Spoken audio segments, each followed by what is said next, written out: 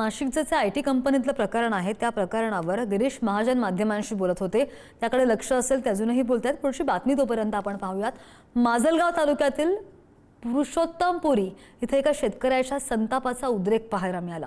वांग्याला बाजारामध्ये फक्त 4 ते 5 रुपये प्रति किलो दर मिळतोय आणि त्यामुळे या शेतकऱ्यानं तब्बल 500 क्रेट वांगी शेताच्या बांधावर फेकून दिलेली आहेत। शेतकरी सिद्धेश्वर गोळेकर यांनी 2 एकर क्षेत्रामध्ये घेतलेल्या पिकावर मोठा खर्च केला होता, मात्र उत्पादन खर्च सुद्धा निघत नाही आणि त्यामुळे त्यांनी हा टोकाचा निर्णय घेतला।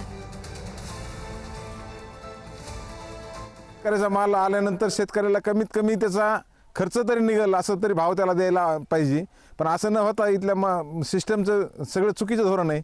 खालचा माणूस 60 रुपये किलो 50 रुपये किलो वांग विकतो आणि शेतकऱ्याचा माल फक्त 5 रुपये किलो जातो। ही कुठली पद्धत काही कळालीच नाही आम्हाला। आता शासनाची मागणी एवढी याच्यावर व्यापाऱ्यावर कंट्रोल ठेवायला पाहिजे।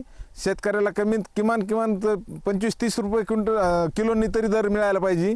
तुम्ही 50 इका नाही तर 60 इका, पण शेतकऱ्याला 30 रुपये किलो दर भेटला तर शेतकऱ्याचं कसं तरी 2 पैसे त्याच्या पात्रात येतील।